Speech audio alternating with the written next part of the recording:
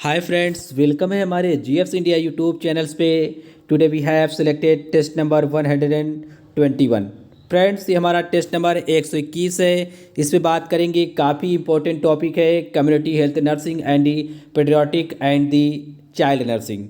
कुछ क्वेश्चन आपके रिविजन्स के लिए होंगे। जो भी क्वेश्चन एग्जाम्स में पूछे जाते हैं अक्सर अभी हम उन्हीं का रिविजन्स करा रहे हैं। ओके, ये क्वेश्चन काफ़ी अच्छे लेवल्स के हैं। आप देख सकते हैं किस प्रकार से क्वेश्चन एग्जाम्स में पूछे गए हैं, आपके एग्जाम्स में किस प्रकार से पूछे जा सकते हैं। कुछ क्वेश्चन ऐसे होते हैं जो हर साल पूछे जाते हैं, तो इसलिए किसी भी क्वेश्चन को आप इग्नोर ना करें, ज़्यादा से ज़्यादा प्रैक्टिस करें। और कुछ ज़्यादा क्वेश्चन प्रैक्टिस के लिए रखे गए ताकि आपके अंदर एक विश्वास पैदा हो, कॉन्फिडेंस बिल्ड हो। ओके, आप देख सकते हैं ये जो क्वेश्चन है सभी एग्जाम्स के लिए ऑल स्टेट से जितने भी नर्सिंग एग्जाम्स होते हैं, ऑल स्टेट से जितने भी CHO, ANM, JNM, staff nurse, BSc nursing entrance, UP CHO, MP CHO, Bihar CHO, Haryana staff nurse, MP SW, BFUHS, Bihar NHM, आप देख सकते हैं महाराष्ट्र, केरल, झारखंड, रांची, छत्तीसगढ़, सभी के लिए ये समान रूप से उपयोगी क्वेश्चन है। आप ये ना समझिए कि ये क्वेश्चन एक स्टेट में पूछे गए तो दूसरे स्टेट में नहीं पूछे जाएंगे, क्योंकि कोर्स जो भी है मेडिकल्स का सभी का लगभग सेम होता है, समान होता है। तो ध्यान में रख के सभी क्वेश्चन सभी परीक्षाओं के लिए, ऑल स्टेट के लिए काफ़ी उपयोगी है। ओके, और भी ध्यान रखें जितने भी अदर कंट्री से लोग भी पढ़ते हैं उनके लिए भी, नेपाल, पाकिस्तान एंड म्यांमार से भी कई लोग पढ़ते हैं, तो उनके लिए भी ये क्वेश्चन काफ़ी इंपॉर्टेंट है। ओके, तो चलिए स्टार्ट करते हैं। क्वेश्चन नंबर है आपकी स्क्रीन पर। फर्स्ट क्वेश्चन आप पढ़ लें, फिर अपना आंसर बताएं। ज़्यादा से ज़्यादा कमेंट किया करें, इससे आपका टेस्ट कॉन्फिडेंस अच्छा होगा। क्वेश्चन नंबर फर्स्ट, लास्ट में बताएं आपने कितने क्वेश्चन सही किए। ये सभी क्वेश्चन आपको आने चाहिए और काफ़ी अच्छे लेवल के क्वेश्चन है। नवजात मृत्यु कितने समय के भीतर होती है? Within how long does neonatal death occurs? क्या होगा इसका right answer? According to option जो राइट आंसर होगा ऑप्शन डी होगा। क्या? एक सप्ताह के अंदर जो मृत्यु होती है उससे नवजात मृत्यु कहा जाता है। क्या? नियोनेटल डेथ के नाम से जाना जाता है या न्यू बॉर्न डेथ के नाम से जाना जाता है। नवजात मृत्यु कहा जाता है अगर वह एक सप्ताह के अंदर होती है। अकॉर्डिंग टू जो ऑप्शन दिया गया आंसर है, option D is the right answer. Okay, जब भी बाय द वे एक सप्ताह ना दिया हो, आपको ऑप्शन में 28 डेज दिया हो, कितना? 28 दिन दिया हो, तब आपका आंसर 28 दिन सही होगा। लेकिन जिस तरह ऑप्शन पूछे गए एग्जाम्स में है उसके हिसाब से option D is the right answer. Okay, तो ऑप्शन डी राइट आंसर होगा, क्योंकि एक सप्ताह के भीतर जो मृत्यु होती है उसे भी नवजात मृत्यु या नियोनेटल डेथ के नाम से जाना जाता है। जब बाय द वे ना दिया जाए, आपसे एग्जाम्स में दे दिया जाए 35 दिन, 28 दिन या और भी कुछ, तो ध्यान रखें तब आपका 28 दिन सही होगा, 20 day is the right answer होगा। लेकिन एग्जाम्स में अभी इस प्रकार से पूछा गया है और 28 डेज को लेके भी क्वेश्चन बन चुका है एग्जाम्स में, तो ध्यान रखना है इसका राइट आंसर क्या होगा। अब समझ लें, यहाँ पर एक पॉइंट मेंशन है, a neonatal death is also called a newborn death. इसे न्यू बॉर्न डेथ के नाम से भी जाना जाता है। When a baby dies during the first 28 day of the life. Okay, जब वो जन्म के पहले 28 दिन तक अपनी ज़िंदगी जीता है या इसी के अंदर उसकी मृत्यु हो जाती है और ख़त्म हो जाता है, 1 से 28 दिन तक। ओके, 1 से 28 दिन के बीच में जब उसकी मृत्यु हो जाएगी तो लास्ट जो स्टेज है जिसको नियोनेटल डेथ कहेंगे, 28 दिन तक, मतलब 28 दिन तक का मतलब है with in the 28 days. Okay, 28 दिन के भीतर जब उसकी मृत्यु हो जाएगी, उसमें 10 दिन भी आएगा, 15 दिन भी आएगा। आपसे क्वेश्चन में जब आपका आईक्यू टेस्ट किया जाएगा तो आपसे इस तरह भी पूछा जा सकता है कि कौन सी मृत्यु निम्न में से नियोनेट डेथ है या नियोनेटल डेथ है। आपको दे दिया जा सकता है 15 दिन, तो आप इस तरह इसमें समझें कि 28 दिन के भीतर। लेकिन मोस्टली जो एग्जाम्स में आपसे पूछा जाता है तो यही पूछा जाता है 28 डेज, मतलब 28 दिन के जो भीतर मृत्यु होती है उसी को नियोनेट डेथ के नाम से जाना जाता है। जब आपसे ऑप्शन में 28 डेज नहीं दिया होगा तब आपको 1 वीक मिलेगा। क्या? 1 वीक मतलब होता है 7 दिन, कभी कभी 7 दिन भी मेंशन हो सकता है। तो ध्यान रखिए एक सप्ताह में 7 डेज होते हैं। तो किसी भी प्रकार से क्वेश्चन पूछा जा सकता है, बशर्ते आपको थोड़ा सा अपना आईक्यू यूज करना चाहिए। मोस्ट नियोनेटल डेथ, यहाँ पर लिखा है अधिकांश जो नवजात मृत्यु होती हैं वो पहले सप्ताह में हो जाती हैं, जन्म के पहले सप्ताह में हो जाती है। इसलिए जो अकॉर्डिंग टू ऑप्शन सही था ऑप्शन, और पूछा भी गया एग्जाम्स में, तो ऑप्शन डी 1 सप्ताह is the right answer. Okay, जब बाय द वे नहीं दिया जाता तब आपका आंसर पहले जीवन के बच्चे के 28 दिन के भीतर जो मृत्यु होती है उसे नियोनेट्स के डेट्स के नाम से जाना जाता है, मतलब 28 दिन दिया होगा तब एक तो 1 सप्ताह भी होगा तब ऑप्शन में आपको यही मार्क करना है। बाय द वे 1 वीक भी लिखा हो और 28 दिन भी लिखा हो तब आपका राइट आंसर जो होगा मोस्ट अप्रोप्रिएट 28 दिन होगा। लेकिन जो क्वेश्चन में जिस तरह पूछा गया था उसमें 28 दिन का कहीं जिक्र नहीं है, इसलिए हमारा जो राइट आंसर होगा 1 सप्ताह होगा या 1 वीक होगा या 7 दिन होगा। ओके, मोस्टली 1 वीक दिया जाता है। ओके, जब नहीं दिया जाएगा, सप्ताह भी लिखा होगा, 1 वीक भी लिखा होगा, तब आपका आंसर 28 दिन ही सही माना जाएगा। ओके, उम्मीद करता हूं आप समझ गए होंगे। क्वेश्चन नंबर 2 पढ़ लें फिर आंसर बताएं। क्वेश्चन नंबर 2, क्वेश्चन नंबर 2 पे दिया गया एक ब्लॉक कितने गांव को कवर करता है? How many villages does a block cover?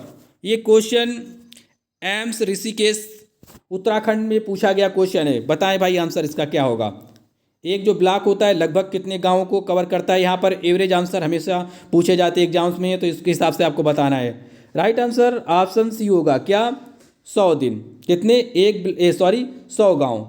एक जो ब्लॉक होता है कितने गांवों को कवर करता है? लगभग 100 विलेजेस को कवर करता है, 100 गांव को। ठीक है, आपने सुना होगा ब्लॉक होते हैं, तहसील होते हैं, आपको पता होगा ये सभी बातें। तो आपका जो आंसर होगा 100 गांव के ऊपर एक ब्लॉक बनाया जाता है। यहाँ पर मान लो ये ब्लॉक है, ब्लॉक के अंतर्गत ये 100 गांव आएंगे, 1 2 3 करके, कहीं भी उसकी भी जहाँ तक सीमा होगी 100 विलेज जहाँ से उसके पूरे हो जाएंगे। तो एक ब्लॉक के भीतर 100 गांव आते हैं। ओके, चलते हैं नेक्स्ट क्वेश्चन में। क्वेश्चन नंबर है 3। क्वेश्चन 3 आप पढ़ ले, काफ़ी सिंपल सा क्वेश्चन है, आपसे गलत नहीं होना चाहिए, लेकिन क्वेश्चन ये बहुत पूछे जाने वाला क्वेश्चन है। क्वेश्चन नंबर 3 ये लिखा है एक आशा ग्रामीण क्षेत्र में कितनी जनसंख्या को कवर करती है? How much population does an ASHA cover in rural areas? क्या होगा इसका right answer? Option B is the right answer. क्या 1000 जनसंख्या को या 1000 पॉपुलेशन कवर्ड करती है एक आशा ग्रामीण क्षेत्र में? ओके, तो ध्यान रखना है option B is the right answer. Okay, next है, यहाँ पर आप देख सकते हैं इस तरह दिया जाता है कभी कभी एग्जाम्स में, एक से इस तरह लिखा होगा 1 to 1000, 1 से 1000 जनसंख्या को कवर करती है, इस तरह भी मिलेगा तब भी आपका आंसर ऊपर वाला ही सही होगा। क्या? ऑप्शन बी, मतलब ये आशा के लिए पूछा जाता है। ओके, 1 से 1000 पॉपुलेशन को कवर करती है एक आशा ग्रामीण क्षेत्र में। इसकी योग्यता क्या होती है आशा की? कितना ये पढ़े लिखे होती हैं, क्या एलिजिबिलिटी होती है? ये अपर 8 स्टैंडर्ड मतलब मिडिल पास होना चाहिए इनको। ठीक है, 8 कम से कम होना चाहिए, 8 के ऊपर मान लो 10वीं तक चलेगा जो भी हो, लेकिन 8 पढ़ी होना चाहिए आशा को। ठीक है, और ये कहाँ से होना चाहिए? उसी गांव से होना चाहिए जहां वो केंद्र है, आंगनवाड़ी केंद्र है। ये आंगनवाड़ी केंद्र में ही रहती हैं आंगनवाड़ी कार्यकर्ता के साथ। ओके, तो ध्यान में रखना है आपको। और भी कई कार्य होते हैं जहां आंगनवाड़ी केंद्र होते हैं, उनके साथ भी ये कार्य करती हैं। तो ये उसी गांव से या उसी एरिया से होना इनका ज़रूरी है, उसी लोकल एरिया से होंगी तो इन्हें आशा नियुक्त किया जा सकता है। ओके, चलिए क्वेश्चन नंबर 4 पढ़ें आप। क्वेश्चन नंबर 4, एक आंगनवाड़ी कार्यकर्ता ग्रामीण क्षेत्र में कितनी जनसंख्या को कवर करती है? अब आंगनवाड़ी कार्यकर्ता के बारे में पूछा गया है, ऊपर पूछा गया था आशा के बारे में। How much population does N anganwadi worker cover in rural areas? कितनी जनसंख्या को कवर करती है? ऑप्शन 20 का राइट आंसर होगा। क्या?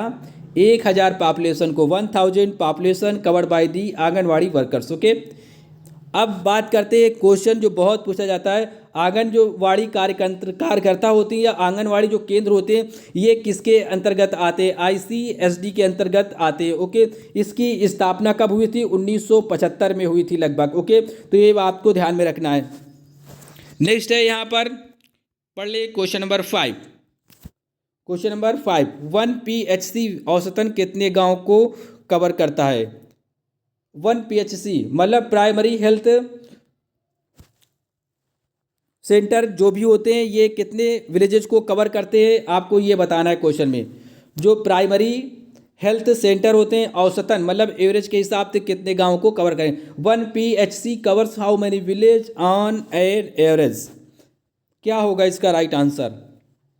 Option C is the right answer. Question ये भी पूछा गया एग्जाम्स में, तो ध्यान रखे 27 ये एवरेज आंसर है। 27 एक PHC प्राइमरी हेल्थ सेंटर, प्राथमिक स्वास्थ्य केंद्र कहा जाता है इन्हीं को। Okay, option C right answer होगा। क्वेश्चन है 6 आपकी स्क्रीन पर। नरेगा का नाम बदलकर कब इसे मनरेगा कर दिया गया? When was the name of the NREGA change to MNREGA? क्या होगा इसका राइट आंसर?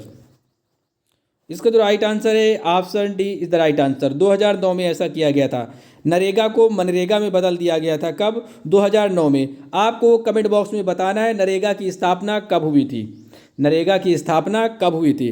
जो ऑप्शन दिए गए हैं इन्हीं में से इसकी स्थापना हुई थी, लेकिन ये आपको बताना है, आपको लिखना होगा कमेंट बॉक्स में कि नरेगा की स्थापना कब हुई थी और कहाँ से शुरुआत की गई थी। ओके, ये क्वेश्चन दोनों काफ़ी इंपॉर्टेंट रोल प्ले करते हैं आपके एग्जाम्स में। बहुत बार पूछा जाता है नरेगा की स्थापना कब हुई थी और कहाँ से इसका शुरुआत हुआ था। ओके, फिर इसे मनरेगा बना दिया गया, तो वो हमने बता दिया। महात्मा गांधी रोजगार गारंटी एक्ट के हिसाब से 2009 में इसे मनरेगा बना दिया गया। पहले नरेगा था, बाद में मनरेगा कर दिया गया। एम का मतलब महात्मा गांधी है, ठीक है, महात्मा गांधी जोड़ दिया गया इसके साथ। तो 2009 में ऐसा किया गया, लेकिन आपको कमेंट बॉक्स में बताना है नरेगा की स्थापना कब की गई थी और कहाँ से इसकी शुरुआत हुई। ओके, चलिए स्टार्ट करते हैं। पहली बार इसे कहाँ लागू किया गया था, ये मतलब है हमारा।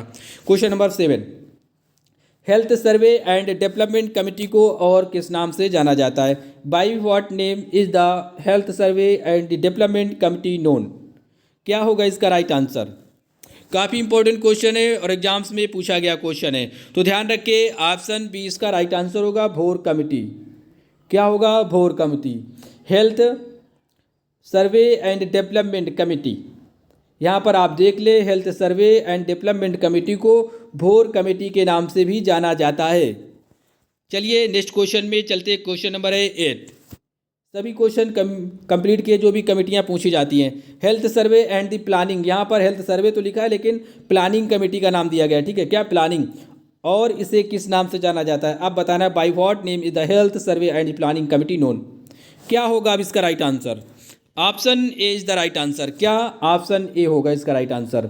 मुदालियर कमेटी के नाम से जाना जाता है।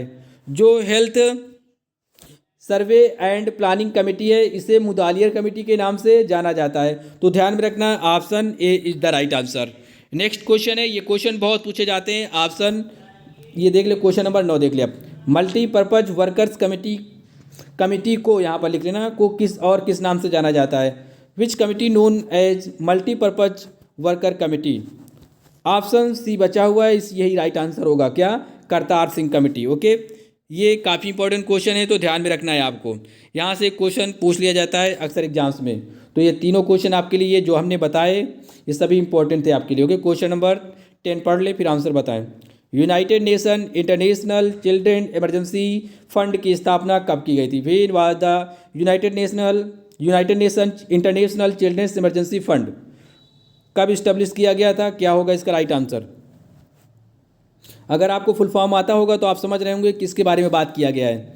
इसका जो राइट आंसर है ऑप्शन बी है। क्या? 1946 में United Nation International Children's Emergency जो फंड की स्थापना हुई थी वो 1946 में हुई थी, 11 दिसंबर 1946। बात किसके बारे में किया जा रहा है? ये यूनिसेफ के बारे में पूछा जा रहा है। क्या? यूनिसेफ के बारे में। तो आपको इस तरह भी ध्यान रखना है, इस तरह भी पूछा जाता है ज़्यादातर। United Nation International Children Emergency fund, ये यूनिसेफ का पूरा नाम लिखा है, ठीक है। तो जो यूनिसेफ की स्थापना हुई थी 1946 में हुई थी, तो ध्यान में रखना है अपने। यहाँ पर देख ले, यहाँ से जो भी पॉइंट बनते हैं वो हमने सारे सिलेक्ट किए हैं। 11 दिसंबर, अगर पूछा जाए यूनिसेफ की स्थापना दिवस कब मनाया जाता है तब आप बताएंगे 11 दिसंबर को, 11 दिसंबर को मनाया जाता है। ओके, अब फिर बात करते हैं, इसे यूनिसेफ के नाम से भी जाना जाता है। एक क्वेश्चन और पूछा जाता है, इसका हेडक्वार्टर कहाँ है, मुख्यालय कहाँ है?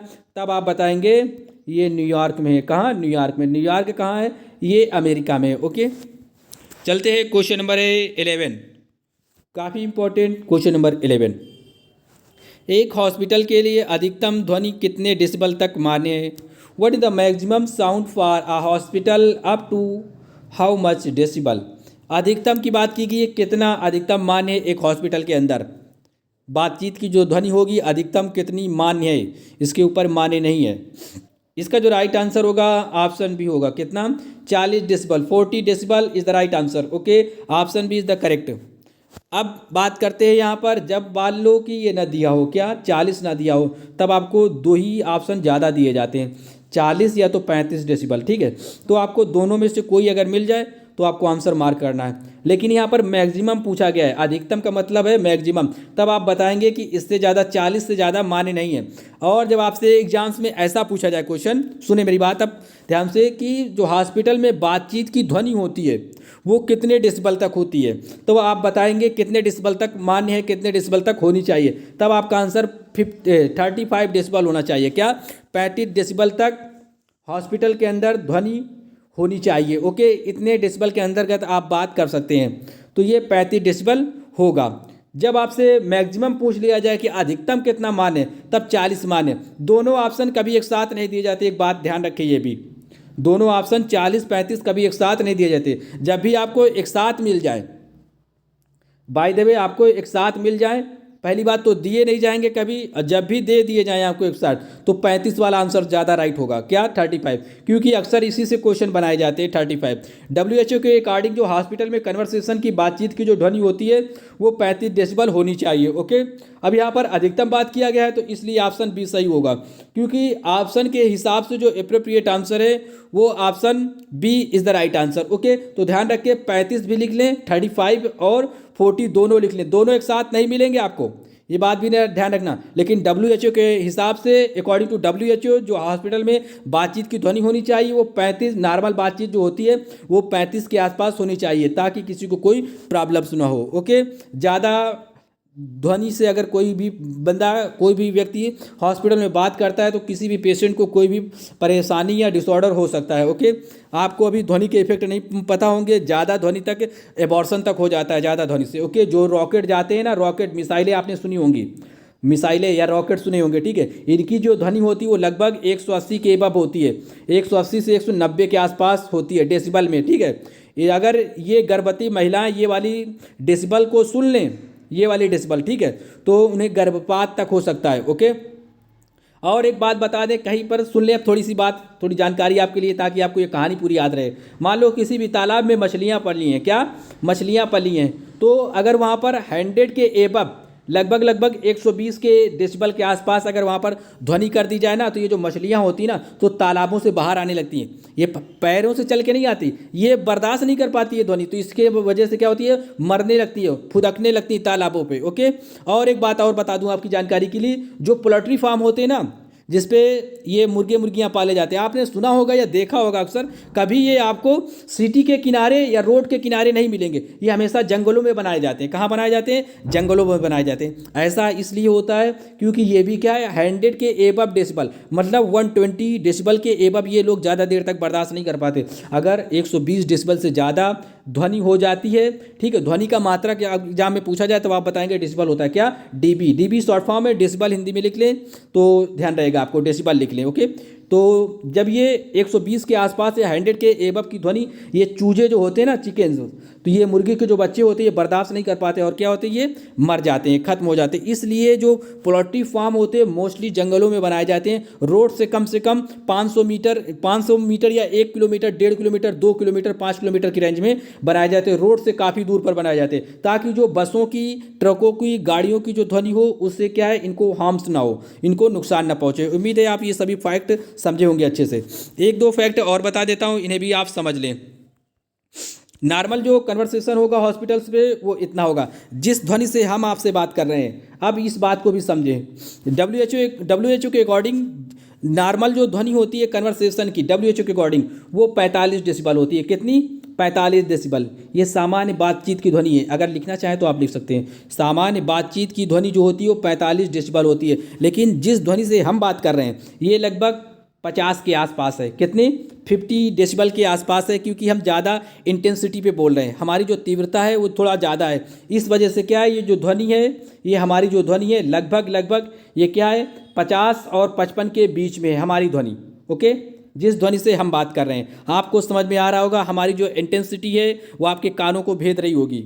ओके, तो इसकी जो इंटेंसिटी है, हमारी बातचीत की जो ध्वनि है, इंटेंसिटी मतलब होता है तीव्रता, तो ये लगभग हम जिस आवाज़ से बात कर रहे हैं ये 50-55 के आसपास है। लेकिन जो WHO के अकॉर्डिंग जो मान्य ध्वनि है, जैसे मैं बात कहूँ कि हाँ क्या आपने ये क्वेश्चन पढ़ लिया, तो इसका मतलब ये है 45 के आसपास। कितनी है? ये 45 के आसपास है, ठीक है। ये WHO के अकॉर्डिंग मान्य है और ये बहुत मॉडरेट होती है। जो 45 होती है ये बहुत मॉडरेट होती है। जब भी आपसे बात किया जाए, मान लो एग्जाम्स में पूछा जाए नॉर्मल बातचीत की ध्वनि कितनी होती है, तो 45 दिया हो एग्जैक्ट आंसर तो 100% यही सही होगा, ठीक है। जब मान लो 45 ना दिया हो तो आपसे इस तरह दिया जाएगा 45 से 60, तब आप कहोगे हाँ ये रेंज दिया जाएगा। 50 से 60 दिया जाएगा तो आप कहेंगे हाँ 50 से 60 ये नॉर्मल बातचीत की ध्वनि होती है जिसके माध्यम से हम लोग बात करते हैं। आपको पता होगा मोस्टली क्या है, लोग ज़्यादा तेज़ी बोलते हैं और जो नॉर्मल से बात होती है, जैसे अब हम बात कर रहे हैं कि हाँ आपको पता होगा हॉस्पिटल पे 35 डेसिबल के आसपास जो ध्वनि होती है इस पर बात किया जाता है, लेकिन जो नॉर्मल्स की बात करेंगे वो 45 होगा। ये 45 के आसपास हम बात कर रहे थे, ओके। जब भी हम थोड़ा वर्ड पे जोड़ देते हैं इसका मतलब वो 50-55 के आसपास होती है, तो इसलिए ऑप्शन में जब भी मिलेगा तो 50 और 60 मिलेगा, तो ये बात ध्यान रखना, ये रेंज होती है, ओके। और एक क्वेश्चन और पूछा जाता है, यहाँ से अक्सर एग्जाम्स में क्वेश्चन पूछे जाते हैं, इसलिए थोड़ा ध्यान रखें। अब 85 डेसिबल की बात करते हैं। WHO के अकॉर्डिंग जो सबसे लास्ट वाली मान्य ध्वनि है, 8 घंटा बंदा कोई कार्य करता है किसी भी फैक्ट्री में या कहीं पर भी, अगर उसकी ध्वनि 85 डेसिबल WHO के अकॉर्डिंग मान है। ये कई बार एग्जाम्स में पूछा गया, कम से कम 10 बार क्वेश्चन, ओके। तो ध्यान रखें, अगर कोई भी व्यक्ति 8 घंटे तक कार्य करता है 45 डेसिबल की आवाज़ में तब तो ठीक है। अगर वो 85 यहाँ पर लिख लें आप, ये 85 लिखा है, मतलब हिंदी में कहते हैं इसे 85, ठीक है। तो 85 डेसिबल तक अगर वो कार्य कर रहा है तो ठीक है। ये WHO के अकॉर्डिंग अधिकतम मान्य ध्वनि है जिस पे कोई भी व्यक्ति 8 घंटे कार्य कर सकता है। अगर इससे ऊपर पहुंच जाती है, 90 या 100 पहुंच जाती है, तो अगर वो बंदा कोई भी व्यक्ति या पर्सन 8 घंटे तक कार्य करेगा तो उसको क्या है, बहरापन हो सकता है। क्या? बहरापन हो सकता है, ओके। 8 घंटे तक अगर वो 90 या 90 के ऊपर वो अगर 8 घंटे तक कार्य करेगा किसी भी फैक्ट्री में या किसी भी ऐसी जगह जहां पर ध्वनि का वेग या डेसिबल तीव्रता इतनी होती है 90 के आसपास, 90 के ऊपर होती है, ओके, 90 के ऊपर होती है। लेकिन जो अधिकतम मान्य ध्वनि है WHO के हिसाब से कि कोई भी बंदा 8 घंटे तक अगर यहाँ पर कार्य करेगा 85 डेसिबल के हिसाब से, तो उसको बहरापन नहीं होगा। तो अधिकतम जो मान्य है इसके ऊपर बंदा सह नहीं पाएगा, ठीक है। सहने को तो आप ने मिसाइल की भी सुनी होगी 180 के आसपास, लेकिन आपको बहुत डर लगता है, ठीक है, बहुत ज़्यादा डर लगता होगा, बहुत ज़्यादा कड़कड़ाहट की आवाज़ आती है, आपको एक विचित्र सा एक अनुभव होता है, ओके। तो उम्मीद करता हूँ ये सभी टॉपिक आप समझे होंगे। जितने टॉपिक जो भी बातें हमने बताई ये WHO के अकॉर्डिंग थी, ओके। और ये यहाँ से क्वेश्चन आपके एग्जाम्स में अक्सर पूछे जाते हैं, तो ध्यान रखना ये सभी पॉइंट, ओके। क्वेश्चन नंबर 12 पे आप ध्यान दें। आप, एक मनुष्य कितनी आवृत्ति की ध्वनि को सुन सकता है? How much frequency can human hear? अब यहाँ पर पूछा गया है, हर्ट्ज दे दिया गया है। अब पूछा गया है कि एक व्यक्ति कितनी ध्वनि को सुन सकता है। ऑप्शन इसका सी राइट आंसर होगा। क्या? 20 से 20,000 हर्ट्ज तक की जो आवृत्ति होती है उसी को एक ह्यूमन सुन सकता है, ठीक है। जो ऑडिबल्स एग्जाम्स में ये पूछा जाता है, ऑडिबल वेव्स कितनी कितनी होती है, तो आप बताएंगे 20 हर्ट्ज से 20,000 हर्ट्ज की बीच वाली। अगर यहाँ पर इस तरह दिया हो ऑप्शन में, ध्यान दे, 20 लिखा होगा, फिर 20 kHz, क्या लिखा होगा, kHz, इसका मतलब होता है किलो हर्ट्ज जेड। तो ये वाली बात और ऑप्शन जो सी पे लिखी है ये बात दोनों एक है, क्योंकि जो 1 किलो हर्ट्ज होता है, 1 किलो जो हर्ट्ज होता है उसी में 1000 हर्ट्ज होते हैं। इसलिए आप ध्यान रखें 20 से 20,000 हर्ट्ज की जो आवृत्ति होगी, फ्रिक्वेंसी होगी, वो एक मनुष्य सुन सकता है या आप सुन सकते हैं, ओके।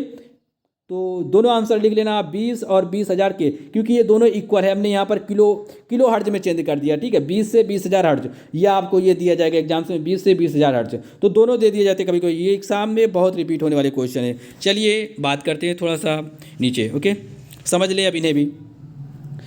ऑडिबल जो साउंड वेव फ्रिक्वेंसी होती है वो 20 से 20 किलो हर्ट्ज के बीच में होती है। यहाँ पर देखो किलो हर्ट्ज लिखा है, जब भी ना दिया जाएगा तो ये वाला ऑप्शन सही होगा, क्योंकि ये बात दोनों एक ही है। यहाँ पर किलो हर्ट्ज में चेंज किया गया, 1 किलो हर्ट्ज में 1000 हर्ट्ज होते हैं, ओके, ये बात ध्यान रखनी है। अब बात करते हैं जो अल्ट्रासाउंड होता है ना, अल्ट्रासाउंड, अब ये जानकारी के लिए आप इसे मत लिखना, ठीक है, लेकिन समझा देता हूँ क्या होता है। Most diagnostic ultrasound has frequency in the range.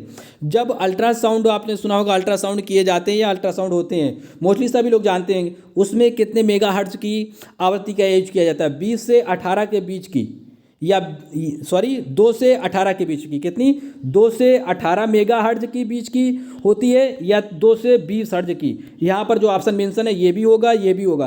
तो जो अल्ट्रासाउंड में फ्रिक्वेंसी यूज की जाती है ना, वो 2 मेगाहर्ट्ज से 20 मेगाहर्ट्ज तक की, ताकि जो इमेज होती है उसकी आवृत्ति को ये सुन सके और उसका पिक्चर्स बना सके। आपने देखा होगा उसका पिक्चर्स देखते होंगे, अल्ट्रासाउंड का पिक्चर्स, ओके। तो उस पर जो फ्रिक्वेंसी यूज की जाती है वो ये होती है और उसको अल्ट्रासाउंड कहा जाता है, ओके। क्या कहा जाता है? अल्ट्रासाउंड कहा जाता है। और कभी कभी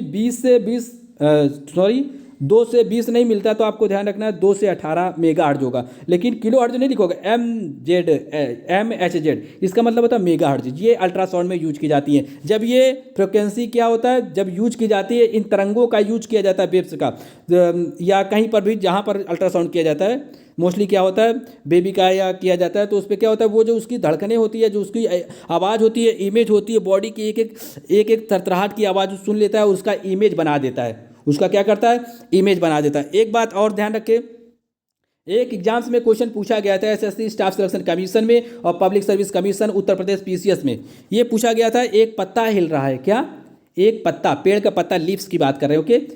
तो एक पत्ता हिल रहा है और फुसफुसाहट की आवाज़ आ रही, कैसी आवाज़ आ रही, फुसफुसाहट की आवाज़ आ रही, तब बताइए डेसिबल कितना होगा, तब कितना डेसिबल होगा? तो आप अगर लिखना चाहें तो लिख सकते हैं कितना, 20 डेसिबल होगा, कितना, 20 डेसिबल। ये राइट आंसर था एग्जाम की ओर से, कमीशन की ओर से और WHO के हिसाब से भी 20 डेसिबल, कितना, 20 डेसिबल। एक पत्ता अगर फुसफुसा रहा है, अगर फुसफुसाहट की बात की होगी, देखा होगा आप बहुत से लोग क्या कहते हैं, बहुत एकदम नॉर्मल फुसफुस करके बात कर लेते हैं, या मान लो कि पीपल पेड़ होता है, उसके जो पत्ते होते हैं और भी कई पत्तों की आवाज़ें आपने सुनी होंगी जंगल्स में जाते वक्त, तो इसका मतलब होता है वो 20 डेसिबल के आसपास ध्वनि को क्रिएट कर रहे हैं, ओके।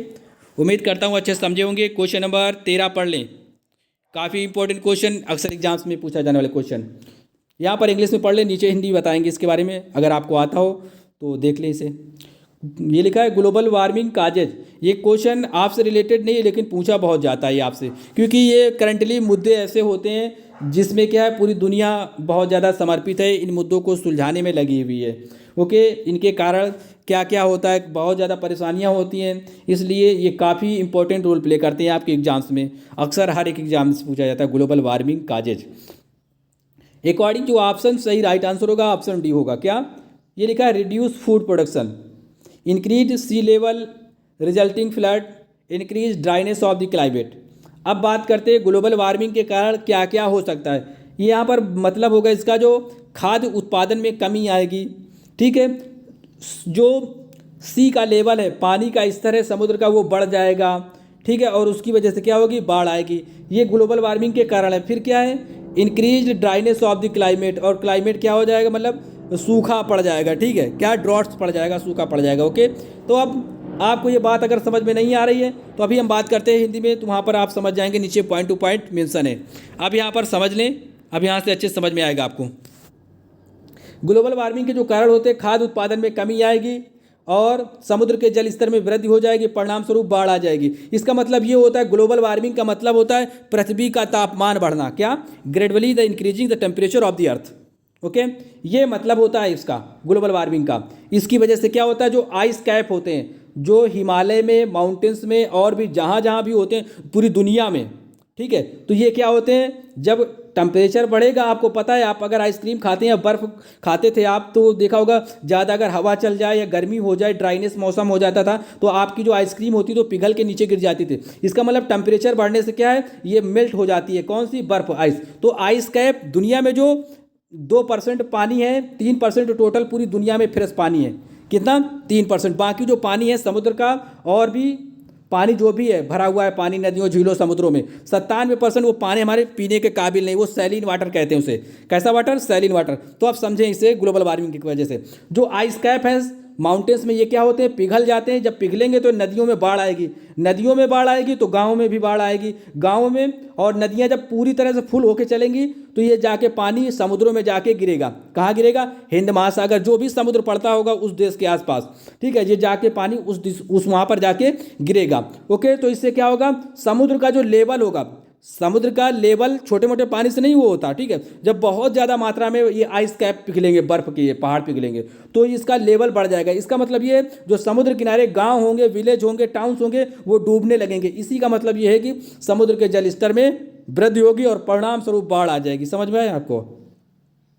जब नदियाँ, नहर ज़्यादा मात्रा में बाढ़ आ जाएगी तो आसपास के उनको जो उनकी जो बाउंड्री होती है ना, वो कटने लगेगी और गांव भी डूबने लगेंगे। ये सभी कारण होते हैं इसके।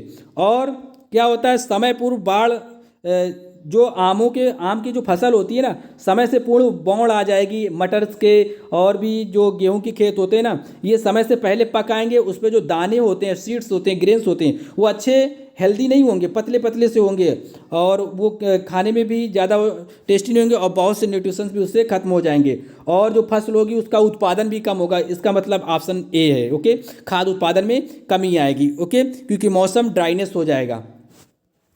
अब चलते हैं थोड़ा नेक्स्ट क्वेश्चन पे, जो और पूछा जाता है, पृथ्वी के तापमान में वृद्धि होगी, ये भी ग्लोबल वार्मिंग का ही कारण है, ठीक है, यही मेन कारण है। और वोल्केनो फूटने लगेंगे, वोल्केनो मतलब ज्वालामुखी फूटने लगेंगे। होगा क्या भैया, आपको पता है जो वोल्केनो है धरती के नीचे पाए जाते हैं। जब टेम्परेचर ही हमारा बढ़ जाएगा तो क्या होगा, ये भी उबलने लगेंगे। जो वोल्केनो हैं ये भी उबलने लगेंगे। और ये क्या है, इस जब धरती का जो गर्भगृह है ये क्या है, बहुत ज़्यादा गर्म हो जाएगा, तो मेल्ट हो जाएगा, इससे लावा लगेंगे, ठीक है। और टेम्परेचर जब ज़्यादा हाई होगा तो ये फटने लगेंगे, ठीक है। इससे बहुत ज़्यादा विस्फोट होंगे और बहुत सारी प्रॉब्लम्स होंगी। बाढ़ भी आती है, कार्बन डाइऑक्साइड भी निकलती है, सल्फर डाइऑक्साइड, कार्बन मोनोऑक्साइड, और हेल्थ प्रॉब्लम्स बहुत सारी क्रिएट होंगी इससे, और जंगलों में आग भी लग जाती है। ओके, ये सभी कारण होते हैं। एक क्वेश्चन जो पॉइंट टू पॉइंट एग्जाम्स में पूछा गया था, ये लिख ले आप इसी तरह, ग्लोबल वार्मिंग किसके कारण होती है? तो इसका जो राइट आंसर होता है, ग्रीन हाउस गैसेस के कारण होती है।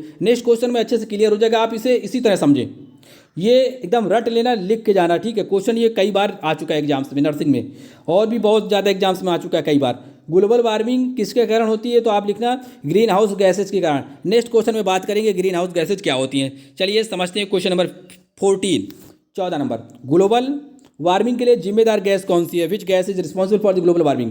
क्या होगा इसका right answer? Option C is the right answer. क्या? ऑप्शन सी पे जो मेंशन है, कार्बन डाइऑक्साइड ग्लोबल वार्मिंग के लिए जिम्मेदार गैस है, ठीक है। इसी को ग्रीन हाउस गैस कहा जाता है। ऑप्शन सी पे जो मेंशन है ना, इसी को ग्रीन हाउस गैस कहा जाता है। ये मेनली लगभग 80% गैस, ये जो है कार्बन डाइऑक्साइड, इसी का योगदान होता है ग्लोबल वार्मिंग में। अभी समझेंगे, थोड़ा डिटेल्स में जरूर समझ लें, ये टॉपिक बहुत ज़्यादा इंपॉर्टेंट है, अक्सर न्यूज में बना रहता है।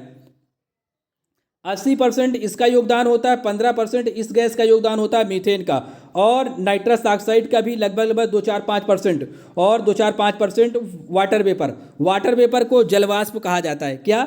जलवाष्प। तो इनका ग्लोबल वार्मिंग में काफ़ी इंपॉर्टेंट रोल होता है। और भैया इन्हीं गैसों को क्या कहा जाता है? Green house gases. आप लिख ले, इन्हीं गैसों को ग्रीन हाउस गैसेज कहा जाता है। जब क्वेश्चन में पूछा जाता है ग्लोबल वार्मिंग के लिए जिम्मेदार गैस कौन सी है, तो आप सीधा साधा आंसर बता देते हैं, क्या? Green house gas. इस तरह लिखा जाता है ग्रीन हाउस, ठीक है। हिंदी में मेंशन था, वहाँ पर देख लेना आप। तो ग्रीन हाउस गैस जिम्मेदार होती है। जब आपसे पूछ लीजिए ग्रीन हाउस गैसों में कौन सी गैस जिम्मेदार होती है, मतलब ग्रीन हाउस गैसेस कई होती हैं, तो ज़्यादातर जो पूछा जाता है कार्बन डाइऑक्साइड को देख पूछा जाता है। जब पूरी पूछ लिया जाए ना, सभी, मेथेन गैस भी, नाइट्रस ऑक्साइड भी, वाटर वेपर, तब आप बताएंगे ये सभी आंसर सही हैं। ओके, तो ध्यान रखना, कार्बन डाइऑक्साइड को दे के ज़्यादातर पूछा जाता है एग्जाम्स में, और ग्रीन हाउस गैसेज जिम्मेदार है ग्लोबल वार्मिंग के लिए। ग्लोबल वार्मिंग का मतलब होता है, हिंदी समझिए, ग्लोबल वार्मिंग का मतलब होता है संसार का वैश्विक तापमान बढ़ना। क्या? अर्थ का टेम्परेचर बढ़ना, ये मतलब होता है। ओके, आप थोड़ी बातें और समझ लें, जल्दी से थोड़ा समाप्त करते हैं। The causes of the global warming are the deforestation, factory, fossil fuels और power plant and the electricity wasted. कारण क्या होते हैं? डिफॉरेस्टेशन का मतलब होता है पेड़ों की बहुत ज़्यादा कटाई होगी। जब पेड़ हमारे अर्थ से खत्म हो जाएंगे, होगा क्या?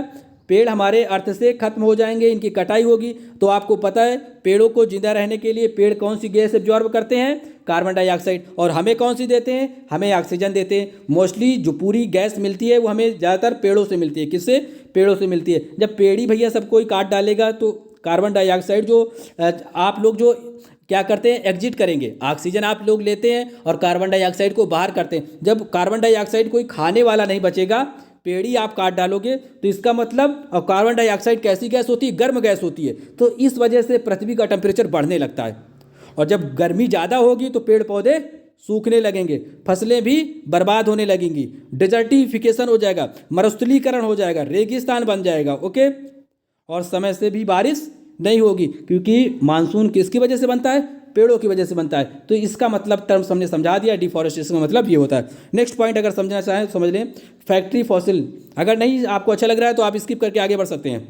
ये लिखा है फैक्ट्री फॉसिल। फैक्ट्री फॉसिल का मतलब क्या होता है? जो फैक्ट्रियाँ बड़ी बड़ी होती हैं, इसमें बहुत ज़्यादा जनरेटर यूज किए जाते हैं। क्या? जनरेटर यूज किए जाते हैं इलेक्ट्रिसिटी प्रोड्यूस करने के लिए।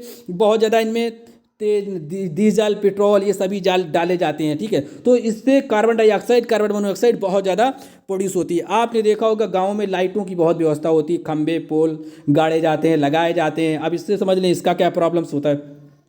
सुना होगा कभी कभी वायर जल गए। क्या सुना होगा? वायर जल गए। जब वायर जल जाते हैं ना, तो जब कोई भी चीज़ जलेगी, आप लकड़ी जलाएंगे, कंडा जलाएंगे, गोबर जलाएंगे, कुछ भी जलाएंगे जिससे धुआं निकलेगा, तो इसका मतलब समझे कि कार्बन डाइऑक्साइड एमिट हो रही है या इमिशन हो रहा है। किससे? कार्बन डाइऑक्साइड उससे निकल रही है। ओके, तो वायर जलने से भी सल्फर, जो इलेक्ट्रिसिटी वाले वायर होते हैं ना, इससे SO2 एंड CO2 दो गैसेज बहुत ज़्यादा मात्रा में निकलती हैं। ठीक है, ये पावर प्लांट जो बिजली प्लांट होते हैं इनसे निकलती है। Nitrous oxide, carbon dioxide, CO2, ये गैसेज बहुत ज़्यादा निकलती हैं। ये भी किसके कारण बनते हैं? ये भी इसी का वजह बनता है। किसका? ग्लोबल वार्मिंग के लिए। ओके, जब आपसे अम्ल वर्षा पूछा जाए तब आप बताएंगे CO2 plus NO2। Okay, NO2 ये सल्फर डाइऑक्साइड, नाइट्रस ऑक्साइड।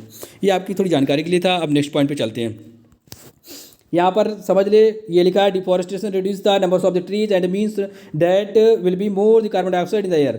जब पेड़ पौधे नहीं बचेंगे तो कार्बन डाइऑक्साइड बहुत ज़्यादा हमारे वातावरण में हो जाएगी। नेक्स्ट है यहाँ पर आप समझ ले, समरी हमने बता दिया। जो अधिक ज़्यादा बिजली प्रोड्यूस करने के लिए हमें कुछ फॉसिल की ज़रूरत पड़ती है, लकड़ियाँ, कोयला जलाना पड़ता है। कोयला जलाने से भी कार्बन डाइऑक्साइड निकलेगी। इस वजह से क्या होगा? कार्बन डाइऑक्साइड जब छोड़ ही रहे हैं सब कोई, तो खाएगा कौन? इसको लेगा कौन? ठीक है, इनटेक कौन करेगा? करते तो पेड़ ही पौधे थे, आपने उनको काट दिए, गिरा दिए, जला दिए। ठीक है, तो इससे ये सभी प्रॉब्लम्स क्रिएट होती हैं। अब समझ लेते हैं जो मेन इफेक्ट होते हैं इसके ग्लोबल वार्मिंग के क्या होते हैं। बाढ़ आ जाती है, सूखा आ जाती है। एक वर्ड में लिखना चाहे तो लिख सकते हैं, फ्रेश वाटर की कमी होगी, क्योंकि जो आइस कैप है ना, ये क्या कहते हैं, बर्फ़ के जो पहाड़ हैं सारे पिघल जाएंगे, मरुस्थलीकरण हो जाएगा, और मरुस्थलीकरण का मतलब डेजर्ट बन जाएगा। ठीक है, क्रॉप फेल्योर हो जाएगी, सी लेवल बढ़ जाएगा, कोस्टल एरिया के आसपास जो गांव होंगे, जो नेशनल पार्क होंगे, बायोडाइवर्सिटी लॉस हो जाएगी। ठीक है, उस पर भी काफ़ी प्रॉब्लम्स होगी, बायोडाइवर्सिटी लॉस हो जाएगी, बहुत से जीव जंतु मर जाएंगे, जो क्या होगा? बाढ़ की वजह से बाहर नहीं जा पाएंगे। और जो आइलैंड है, जैसे हमारा अंडमान निकोबार है, लक्षद्वीप है, और जो अंडमान निकोबार है, यहाँ पर कई सारे 9-10 यहाँ पर नेशनल पार्क, बायोस्फीयर है। ठीक है, तो जब वहाँ से एनिमल्स लाने की व्यवस्था नहीं होगी भी तो इतने आ नहीं पाएंगे। ठीक है, तो वो क्या है? सारे सबमर्ज हो जाएंगे, सारे डूब जाएंगे। ओके, तो ये सभी कई कारण हैं इसके लिए जिम्मेदार। ओके, कोरल ब्लीचिंग होगी, ये बहुत बड़ा पॉइंट है। कभी टाइम मिलेगा तो जीके वाले सेशन में समझाएंगे इसे। और हाँ, सभी लोग जाएं जीके पढ़ने के लिए, जीके जीएस करंट अफेयर पढ़ने के लिए हमारे दूसरे चैनल्स को भी सब्सक्राइब कर सकते हैं। डिस्क्रिप्शन बॉक्स में उसका लिंक दे देंगे, वहाँ पर भी हम अच्छे लेवल से सभी टॉपिक कवर कर रहे हैं जो आपके एग्जाम्स के लिए खास कर रहे हैं अभी। ठीक है, अभी हम आपके एग्जाम्स के लिए कवर करें। अगर आप इसके अलावा भी कोई तैयारी कर रहे हैं तो काफ़ी बेनिफिशियल होगा आपके लिए, कि आपको वहाँ पर अच्छे लेवल से सभी चीज़ें कवर हो जाएगी। पुलिस, आर्मी और भी किसी भी चीज़ की तैयारी करें पब्लिक सर्विस कमीशन के लिए, तो वहाँ पर आपको तैयारी अच्छी हो जाएगी। आप चाहें दूसरे चैनल को भी सब्सक्राइब करें, थोड़ा सपोर्ट करें। ओके, और देख लें लास्ट पॉइंट लिखा है कोलैप्स्ड ग्रेट बैरियर रीफ। ये ऑस्ट्रेलिया में है। ग्रेट बैरियर रीफ कहाँ है? ऑस्ट्रेलिया में। इस पर क्या होता है? उनको बहुत ज़्यादा रेवेन्यू प्राप्त होता है। ये ऑस्ट्रेलिया है, यहाँ पर एक कॉन्टिनेंट है, इस साइड में ये नॉर्थ ईस्ट में क्या है, यहाँ पर कोरल रीफ है। छोटे छोटे क्या होते हैं? कोरल पाए जाते हैं। कभी टाइम मिलेगा तब बताएंगे, इतना समझे। ये भी नष्ट हो जाएंगे इस वजह से, ये ग्लोबल वार्मिंग की वजह से नष्ट हो जाएंगे। एक पॉइंट लिखा है ओशियन एब्जॉर्ब द CO2 मोर दे, ये लिखा है ओशियन एसिडिफिकेशन। जब CO2 ज़्यादा मात्रा में होती है हमारे वातावरण में, तो जो समुद्र का पानी होता है ना, वो क्या करता है? बहुत ज़्यादा मात्रा में कार्बन डाइऑक्साइड को एब्जॉर्ब कर लेता है, जिससे मछलियाँ मर जाती हैं। और समुद्र का जो लेवल टेम्परेचर होता है ना, ऊपर वाले पानी का टेम्परेचर, ये बहुत बढ़ जाता है। तो ये टेम्परेचर बढ़ जाएगा। ये जब इसी को कहते हैं अम्लीकरण हो जाएगा। क्या हो जाएगा? अम्लीकरण। जब ओशियन का जो पानी होता है ना, समुद्र का पानी जो होता है, जब ज़्यादा मात्रा में कार्बन डाइऑक्साइड होती है ना, तो इसको एब्जॉर्ब कर लेता है। ये वाटर वेपराइज भी करता है। तो इसी वजह से जो सी लेवल टेम्परेचर होता है बढ़ जाता है। सी लेवल टेम्परेचर का मतलब होता है जो ऊपरी सतह होती है ना समुद्र की, ये इसका जो टेम्परेचर होता है लगभग नॉर्मल टेम्परेचर 26 डिग्री के आसपास होता है। 26 डिग्री सेल्सियस, फ़ारेनहाइट में नहीं, 26 डिग्री सेल्सियस। ये पब्लिक सर्विस कमीशन में पूछा गया क्वेश्चन है। ओके, तो ध्यान रखना। क्वेश्चन अब पढ़ लें आप 15 नंबर में पढ़ लें। चेचक का कारण जीव है, causative organism of the chicken poxes. क्या है भाई इसका right answer? Option C is the right answer. क्या है? Option C. ऑप्शन सी पे जो आंसर है इसका राइट आंसर है वेरिसेला जोस्टर वायरस। इसका राइट आंसर है चिकन चेचक का जो जिम्मेदार वायरस है उसका नाम है वेरिसेला जोस्टर वायरस। ये एग्जाम्स में पूछा गया है कई बार, तो ध्यान रखें, इसे आप इसी तरह याद कर ले। चलिए थोड़ा समझ लेते हैं इसके बारे में, थोड़ा सा समझाएंगे इसमें, समझिए थोड़ा। ठीक है, chicken pox is the highly contagious decision. Contagious का डिसीज का मतलब होता है एक व्यक्ति को छूने से दूसरे व्यक्ति को हो जाती है। ठीक है, वो या इसके वायरस क्या होते हैं, उड़ते रहते हैं, एक से दूसरे में फैल जाती है, या यूं कहे एक व्यक्ति को चिकन पॉक्स हो जाता है तो पूरी फैमिली को ले डालता है। ठीक है, और ये उससे दोबारा नहीं होता जिसको एक बार हो चुका होता है। ठीक है, क्योंकि 99% केसेज में ऐसा देखा गया है कि ये उस व्यक्ति को नहीं होता जिसको एक बार चिकन पॉक्स हो जाता है। मोस्टली लाइफ में सभी व्यक्ति को ये बचपन में, चाइल्डहुड में सभी को ये होती बीमारी। कौन सी? ये वेरिसोला जोस्टर हर्पीज वायरस, मतलब चिकन पॉक्स होता है। लेकिन एक बार जिसको हो जाता है दूसरी बार उसके अंदर ये नहीं होता। ठीक है, तो आपको ध्यान रखना है। लेकिन एक फैमिली, अगर एक व्यक्ति को हो गया तो पूरी फैमिली में होता है ये। ओके, इसीलिए इसे कहा जाता है कंटाजियस डिसीज है काज्ड बाय दी ये वाला वायरस। कौन सा वायरस? VZ, ये पढ़ लेना, बता दिया। ओके, इसे हर्पीज वायरस के नाम से भी जाना जाता है। जब भी आपसे आंसर में ये मिल जाए तो ठीक है, नहीं फिर इसी का ये नाम है HHV3 कहा जाता है या हर्पीज वायरस 3 कहा जाता है। ठीक है, ध्यान रखना ये बात। फिर लिखा है ये लिखा है varicella zoster is the herpes virus, एक प्रकार का हर्पीज वायरस है। किस फैमिली का वायरस है? हर्पीज वायरस है। That cause the chicken pox a common childhood illness, ये बच्चों में बहुत ज़्यादा हो जाती है। आपने देखा होगा मोस्टली बच्चों को प्रभावित करती है। It is a highly contagious, ये क्या है? ये एक प्रकार की कंटाजियस डिसीज है, एक से दूसरे में फैल जाती है। फिर यहाँ पर देख लें कि कारण क्या होते हैं। इची हो जाता है, खुजली बहुत लगती है, ब्लिस्टर लाइक रैशेज, बहुत प्रकार के छाले बन जाते हैं, ये सभी कारण होते हैं। First appears on the chest, अगर आपसे पूछ लिया जाए जो चिकन पॉक्स के पहले जो लक्षण होंगे कहाँ समझ में आएंगे, यहाँ पर आप हिंदी में पढ़ लें। इसके जो लक्षण होते हैं सबसे पहले आपकी छाती पे, चेस्ट पे नजर आएंगे, पीठ पे, चेहरे पर दिखाई देते हैं। फिर इसके बाद पूरे शरीर में ये लगभग 250 से 500 तक ये जो छाले होते हैं ना, छाले जो दाने जैसे पड़ जाते हैं, छाले 250 से 500 के आसपास, ये 500 के आसपास दाने या छाले पड़ जाते हैं आपकी बॉडी पर। तो ये चिकन पॉक्स के लक्षण होते हैं। अब नेक्स्ट क्वेश्चन में चलते हैं। लास्ट वीडियो का क्वेश्चन है, सभी लोगों ने इसका आंसर सही बताया था। लगभग जन्म के समय 1 किलोग्राम से कम वजन वाले शिशु में विटामिन के की कितनी खुराक दी जानी चाहिए? What dose of the vitamin K should be given to an infant weighing less than 1 kg at birth? इसका जो राइट आंसर था ऑप्शन बी। सभी ने इसका, सभी विद्वानों गणों ने जितना भी इसका आंसर बताया, सभी ने मोस्टली सभी ने सही बताया था। Option B 0.5 mg। ओके, ये राइट आंसर था इसका, और ये एग्जाम्स में पूछा गया क्वेश्चन है।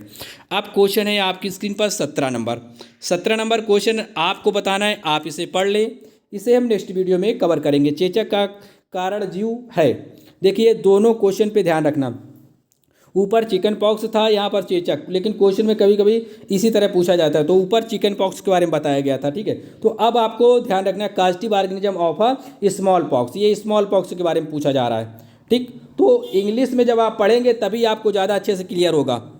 इंग्लिश में ज़रूर लिख लेना, वरना आप चिकन पॉक्स और स्मॉल पॉक्स में अंतर नहीं जान पाओगे, ना कभी वायरस में अंतर कर पाओगे। तो इसलिए इस बात की गांठ बांध लेना, हिंदी में तो लिख ही लेना, लेकिन स्मॉल पॉक्स के लिए कौन सा जिम्मेदार है ये आप बताना, इसे हम कल बताएंगे ज़रूर। ओके, और चिकन पॉक्स के लिए कौन सा जिम्मेदार है, हिंदी में ज़्यादा डिफरेंस आप क्रिएट नहीं कर सकते, हमें पता है, क्योंकि मोस्टली दोनों में एक ही मिल जाता है। ओके, तो स्मॉल पॉक्स, चिकन पॉक्स ऐसा लिखा होगा, तब भी ध्यान कर पाएंगे, आप जान पाएंगे कि इसका राइट आंसर क्या होगा। ओके, उम्मीद करता हूँ वीडियो आपको अच्छा लगा होगा। ओके, नहीं भी अच्छा लगा तो कोई बात नहीं, फिर भी चैनल को सब्सक्राइब कर लेना, क्योंकि यहाँ आपके लिए डेली एक टेस्ट सीरीज अपलोड होती है जो आपके एग्जाम्स के लिए काफ़ी इंपॉर्टेंट रोल प्ले करती है। यहाँ से आपको डायरेक्टली आपके एग्जाम्स में क्वेश्चन मिल सकते हैं। जितने भी क्वेश्चन हम बताते हैं आपको, एडिशनल 17 थे लगभग, हमने इस पर 50, 60, 70, 80 के आसपास क्वेश्चन बताए एडिशनल। वो सभी क्वेश्चन आपकी ज़िंदगी में एक इंपॉर्टेंट रोल प्ले करेंगे, कहीं ना कहीं आपको ज़रूरत होगी उन क्वेश्चनों के बारे में। आप जितनी डिटेल्स हमने बताए, जितना आपको पैसेज टाइप, कहानी टाइप हमने बताया,